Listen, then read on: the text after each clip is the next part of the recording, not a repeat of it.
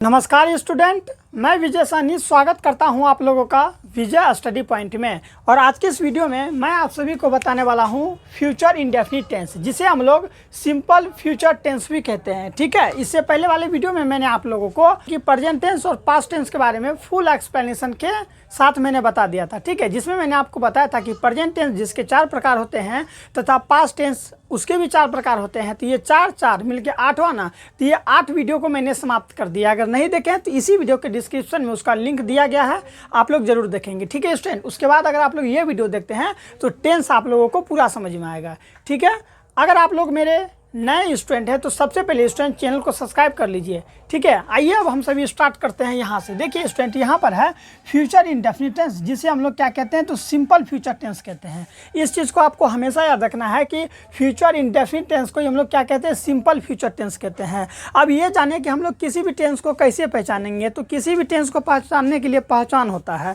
तो इसका पहचान देखिए क्या कहता है, कैसे पहचानेंगे कि कोई जो वाक्य है वो फ्यूचर इंडेफिनिट टेंस का है। तो यहाँ पर लिखा हुआ है कि जिस क्रिया के अंत में गा गेगी, क्या स्टूडेंट, गा गेगी लगा होता है तथा इससे किसी कार्य के सामान्य रूप से भविष्य में होने का बोध होता है, तब इसका अनुवाद फ्यूचर इंडेफिनिट टेंस में होता है। समझ में आ गया स्टूडेंट? तब इसका अनुवाद किस में होता है, फ्यूचर इंडेफिनिट टेंस में। यानी कि अगर किसी भी क्रिया अर्थात काम, अगर कोई भी क्रिया के अंत में गा गे गी लगा रहेगा और इससे आपको ये पता चलेगा कि ये जो काम है वो भविष्य में होगा।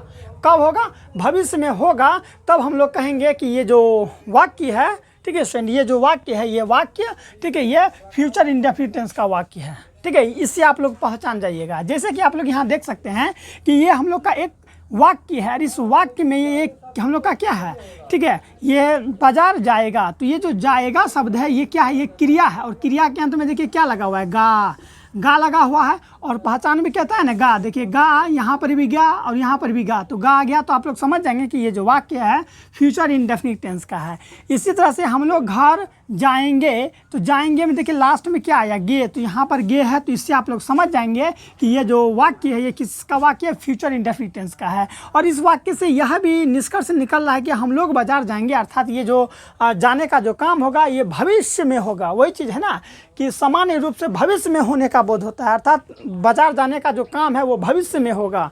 तो इससे आप लोग ये समझ जाएंगे कि इस तरह का अगर वाक्य रहेगा तो क्या समझेंगे कि जो वाक्य है फ्यूचर इंडेफिनिट टेंस का है। फिर से एक बार समझ लीजिए, जिस भी क्रिया के अंत में देख रहे हैं ना, ये सब क्रिया अर्थात काम, जिस भी क्रिया के अंत में गा गे गी रहेगा और उससे ये पता चले कि जो काम है वो भविष्य में होगा, तो आप लोग ये समझ जाएंगे कि वो जो काम है अर्थात वो जो क्रिया है या फिर वो जो वाक्य है फ्यूचर इंडेफिनिट टेंस का होता है। जब भी फ्यूचर इंडेफिनिट टेंस का होता है तो उसके लिए 6 रूल होता है और उन रूल पर हम लोग बनाएंगे। ठीक है, तो वो रूल जानने से पहले आप लोग ये समझ जाइए कि जैसे देखिए यहाँ पर क्या है कि वह बाजार जाएगा, ये जो काम है भविष्य में होगा, इसका अंग्रेजी क्या बनेगा, he will go to market.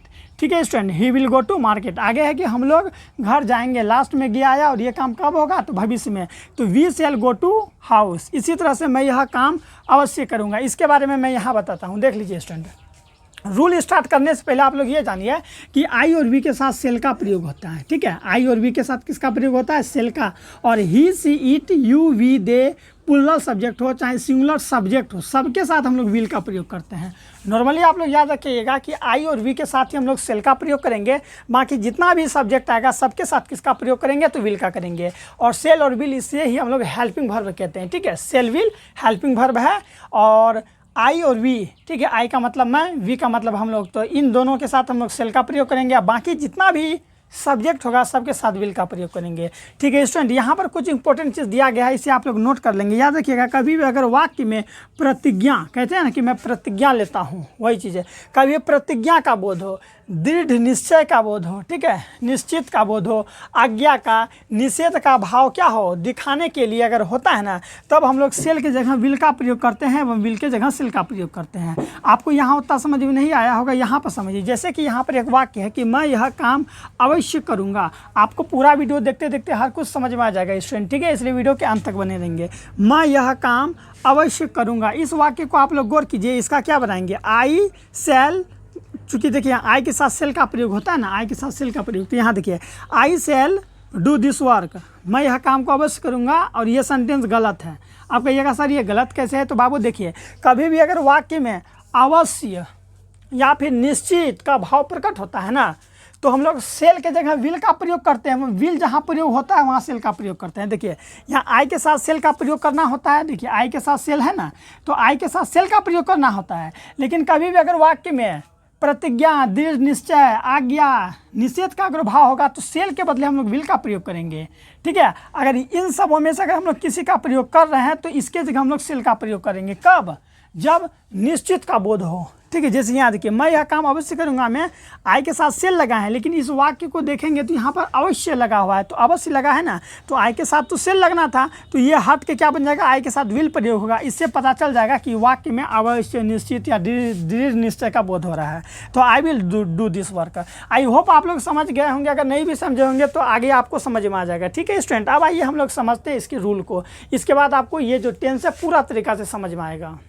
अब देखिए स्टूडेंट, यहाँ पर मैं आप लोगों के लिए 6 रूल लाया हूँ। 6 रूल में लाऊंगा क्या, ये रूल होता ही है हर एक टेंस में ना, 6 रूल होता है। जिस रूल पर आप लोग किसी भी तरह का वाक्य हो ना तो आप लोग बना पाएंगे। यानी कि फ्यूचर इंडेफिनिट टेंस का कोई भी वाक्य क्यों ना हो, आप लोग यही 6 रूल लगा कर बनाएंगे। ठीक है, इसलिए इन 6 रूल को पढ़ना अति आवश्यक है। इससे पहले तो हालांकि मैंने आपको ये बता दिया कि इसका पहचान किस प्रकार से होता है। ठीक है, और सेल का प्रयोग कहाँ करना है, विल का प्रयोग कहाँ करना है, ये मैंने आपको पहले इसलिए बता दिया क्योंकि ये वाक्य में देखिए यहाँ पर रूल है ना, सब्जेक्ट प्लस सेल या विल। तो आप कहिएगा सर सेल का और विल का प्रयोग किस प्रकार से किस सब्जेक्ट में करेंगे, तो आप ये चीज़ नहीं पूछेंगे क्योंकि इससे पहले ही मैं आपको बता दिया। ठीक है, तो अब आइए स्टूडेंट, अगर कभी भी वाक्य इस प्रकार से रहेगा कि मैं एक गीत गाऊंगा, तो ये देखिए ये जो वाक्य है काफ़ी सिंपल और साधारण है।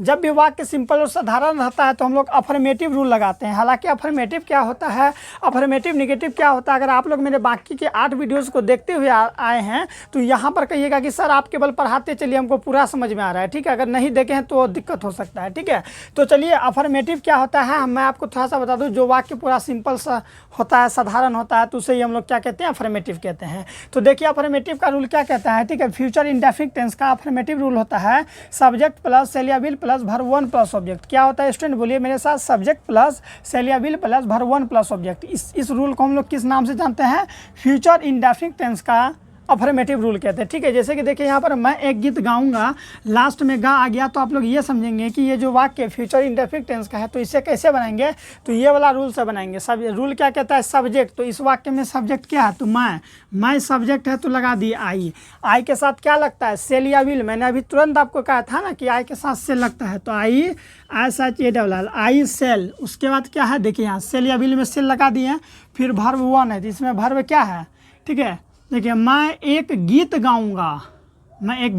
गाऊंगा, तो sing, SING, sing a song, SONG song. ठीक है, आई सेल सिंग ए सॉन्ग, मैं एक गीत गाऊंगा। इस तरह से कितना इजी है ना। चलिए ये देखिए, आई सेल ये सिंग सॉन्ग, समझ में आया, मैं एक गीत गाऊंगा। चलिए अब आगे देखिए स्टूडेंट, यहाँ पर क्या है कि हम लोग घर जाएंगे, तो हम लोग घर जाएंगे। सबसे पहले यहाँ देखिए क्या है, सब्जेक्ट हम लोग का क्या होता है, हम लोग का होता है वी के साथ क्या लगता है, सेल ही लगता है, वी सेल। ठीक है, फिर go to house, HOUSE, we shall go to house. कितना ईजी है ना, we shall go to house, हम लोग घर जाएंगे। इसी तरह से तुम इस किताब को कब पढ़ोगे। ठीक है स्टूडेंट, तुम पहले सब देखिए रूल क्या कहता है, सबसे पहले सब्जेक्ट, तो सब्जेक्ट है इसमें तुम का अंग्रेजी होता है यू के साथ सेल या विल, तो यू के साथ विल लगता है, यू विल। समझ में आ रहा है कि नहीं आ रहा है, बिल्कुल आ रहा होगा, यू विल। उसके बाद वर्ब 1, वर्ब इसमें क्या है, पढ़ोगे के क्या होता है, रीड, READ, रीड। ठीक है, यू विल रीड इस किताब को, तो this book, THIS, this book, BOOK book, question mark. ठीक है, you will read this book, तुम इस किताब को कब पढ़ोगे, you will read this book.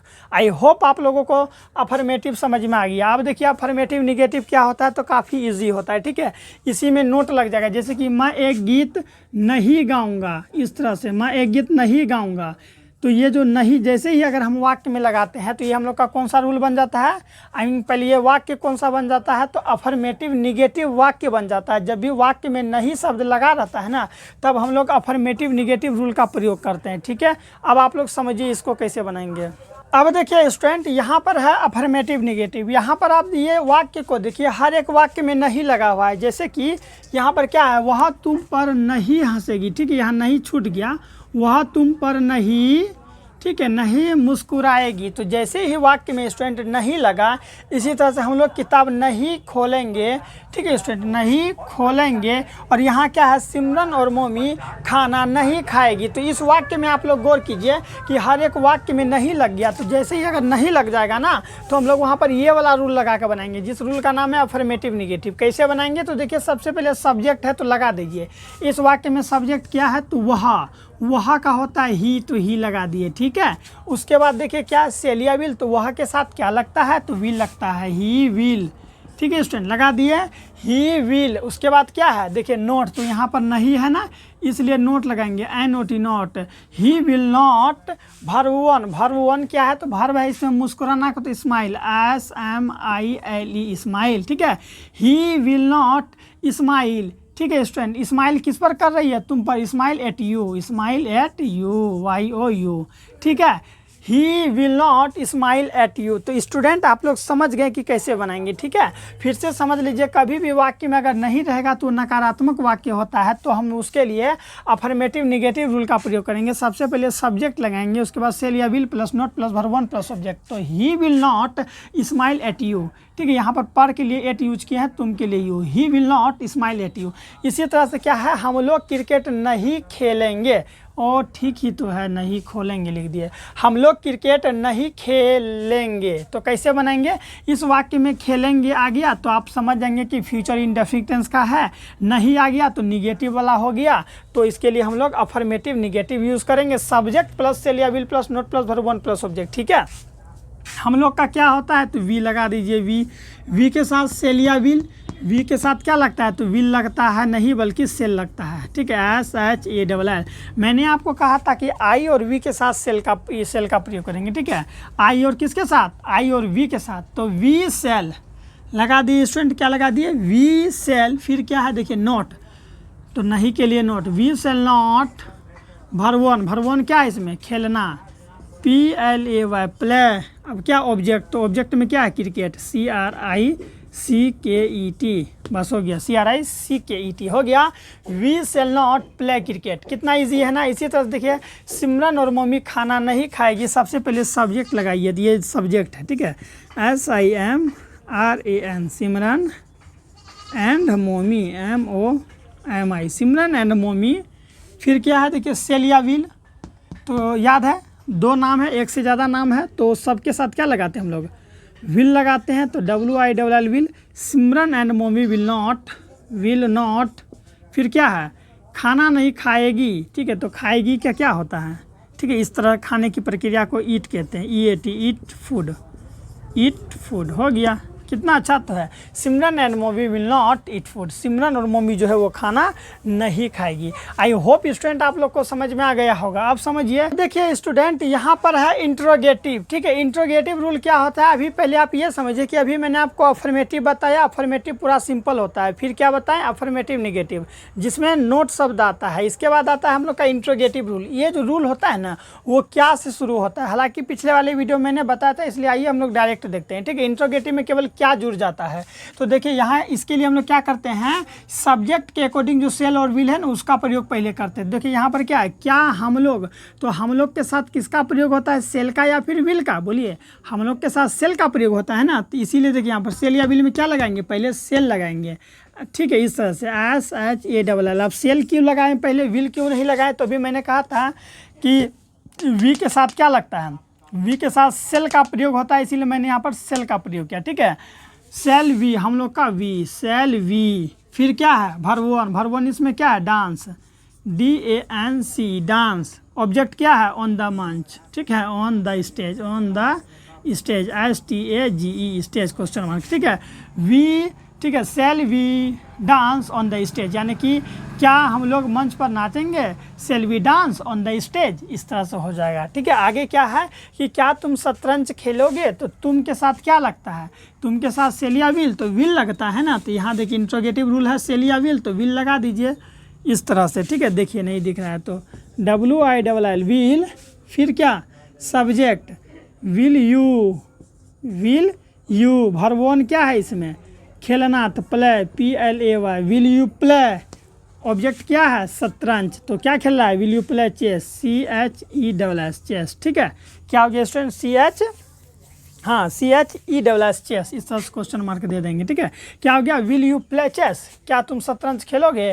क्या तान्या इस पुस्तक को पढ़ेगी, तो ये एक नाम है तो विल ही लगेगा, क्योंकि आई और वी के साथ ही वी सेल लगता है, बाकी सबके साथ विल। तो will Tanya, TANYA, will Tanya.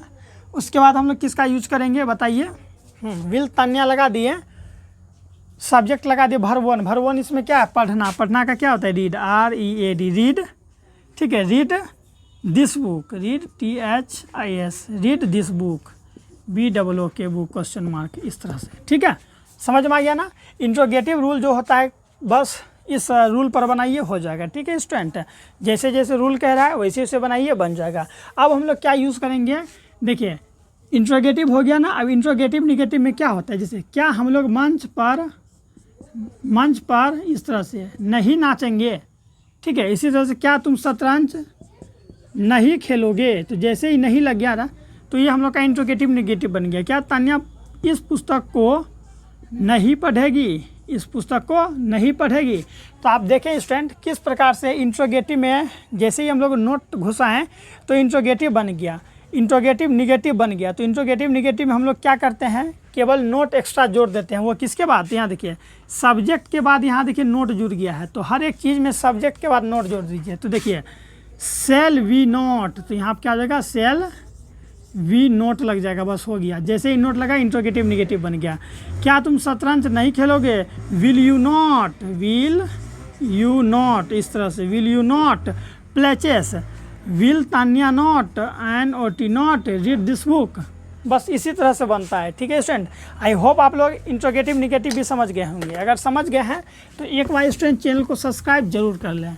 इसी तरह का वीडियो आप लोगों को हमारे चैनल पर मिलते रहेगा। मैं यहाँ पर स्टूडेंट उतना एक्सप्लेन इसलिए नहीं कर रहा हूँ क्योंकि कितना एक्सप्लेन करें, आप ही बताइए, एक वीडियो को कितना एक्सप्लेन करें। इससे पहले वाले वीडियो में इंट्रोगेटिव क्या होता है 10 बार इंट्रोगेटिव बता चुके हैं। 8 को वीडियो अपलोड किए ना, 8 वीडियो में इंट्रोगेटिव बताएं, 8 वीडियो में इंट्रोगेटिव निगेटिव बताएं। अब बार बार बताएंगे तो समझिए आप लोग खुद कमज़ोर हो जाएंगे ना, इसीलिए आप लोग खुद से प्रैक्टिस कीजिए। चलिए बताइए अब हम कौन सा होगा, WH होगा। तो WH क्या होता है ये भी मैं आपको पिछले वाले वीडियो में बता रखा था। चलिए डायरेक्टली हम लोग वाक्य को देखते हैं। अगर कभी आप लोगों को इंट्रोगेटिव क्या ये WH वर्ड रहेगा तो ऐसे रहेगा, WH में क्या, क्यों, कैसे, कोई हम लोग WH कहते हैं। जैसे तुम क्या करोगे, तुम क्या करोगे, इसको कैसे बनाएंगे, तुम क्या करोगे। देखिए तो ये जो क्या शब्द है यही हम लोग का WH वर्ड है। सबसे पहले क्या है, देखिए WH वर्ड है ना, WH वर्ड दे दीजिए। WH वर्ड क्या है, क्या, क्या का अंग्रेजी क्या होता है, WHAT, वाट, वाट मने क्या, यही होता है ना, WHAT, वाट मने क्या। वाट के बाद सेल लगेगा या विल लगेगा, बोलिए। तो तुम के साथ क्या लगता है, विल, तो वाट विल, वाट विल, फिर सब्जेक्ट क्या है, यू, वाट विल यू, फिर क्या वर्ब क्या है, do, what will you do, question mark हो गया, वाट विल यू डू, तुम क्या करोगे। इसी तरह से WH निगेटिव में क्या होता है, केवल नोट जुड़ जाता है, ठीक है। तुम क्या, देखिए तुम क्या नहीं करोगे, वाट विल यू, ठीक है, what will you note do, what will you, है ना, देखिए सब्जेक्ट के बाद note, what will, subject WH लगा दिए, सेल या विल में जो लगेगा यहाँ देखिए यहाँ पर लगा दिए, सब्जेक्ट लगेगा तो यहाँ पर सब्जेक्ट लगा दिए, यहाँ नोट है तो यहाँ नोट लगा दिए। What will you not do, तुम क्या नहीं करोगे, question mark, what will you not do, तुम क्या नहीं करोगे। समझ में आ गया स्टूडेंट, आई होप आ गया होगा। इसी तरह से वे लोग कहाँ जाएंगे, देखिए वे लोग कहाँ जाएंगे, कहाँ जाएंगे, तो देखिए कहाँ जाएंगे, कहाँ आ गया तो समझ जाइए कि ये WH वर्ड है। क्या है मेरे प्यारे बच्चों, WH वर्ड है। तो देखिए हम लोग सबसे पहले क्या करेंगे, यहाँ देखिए WH है ना, तो WH वर्ड क्या है इसमें, कहाँ, कहाँ का क्या होता है, वेयर, WHERE, वेयर। वेयर के बाद क्या होता है, सेल या विल, बोलिए वेयर के साथ क्या होता है, सेल या विल। तो यहाँ देखिए वेयर के साथ नहीं भाई स्टूडेंट, बल्कि हम लोग दे के साथ लगाएंगे। दे के साथ क्या है, सब्जेक्ट के अकॉर्डिंग सेल या विल लगाते हैं। तो वे लोग का होता है दे, THEY, दे लगा देंगे। क्या ये सही होगा, बिल्कुल गलत होगा। पहले यहाँ देखिए सेल या विल, तो वेयर विल, ठीक है स्टूडेंट, वेयर विल। अब यहाँ क्या है सब्जेक्ट, तो सब्जेक्ट क्या हम लोग का दे, THEY, दे लगाएं। वर्ब 1 क्या इसमें जाना, तो जाना का गो लगा दिए, हो गया। वेयर विल दे गो, वे लोग कहाँ जाएंगे, वेयर विल दे गो, तो ये हम लोग का हो गया WH का।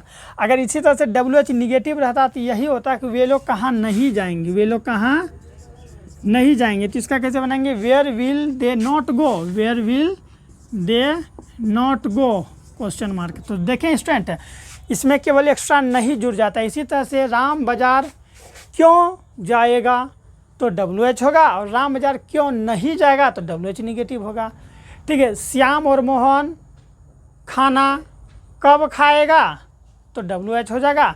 श्याम और मोहन खाना क्यों नहीं खाएगा, या फिर कब नहीं खाएगा, तो नहीं आ गया, तो WH निगेटिव आ गया। तो स्टूडेंट आप लोग ज़्यादा नहीं बाबू लोग यही याद रखिए कि मैं इन सबों पर पिछले वाले वीडियो में काफ़ी अच्छा से बताया था, इसलिए मैं यहाँ पर जल्दी जो है कि केवल दो उदाहरण दे के आपको रूल समझा दिया ताकि स्ट्रक्चर आपको पता रहे, ठीक है। अफर्मेटिव पूरा सिंपल होता है, निगेटिव में नोट लग जाता है, इंट्रोगेटिव में आगे क्या लगेगा, और इंट्रोगेटिव निगेटिव में क्या के साथ नोट लगता है, ठीक है। WH में कहाँ क्यों कब कैसे वाक्य में रहता है, और उसमें अगर एक्स्ट्रा नोट जुड़ा हो तो समझ जाएंगे कि WH निगेटिव है। तो ये रूल को आप लोग लिख लीजिए, अच्छा तरीक़ा से याद कर लीजिए। मिलते हैं नेक्स्ट वीडियो में, अपना ख्याल रखिएगा, बाय।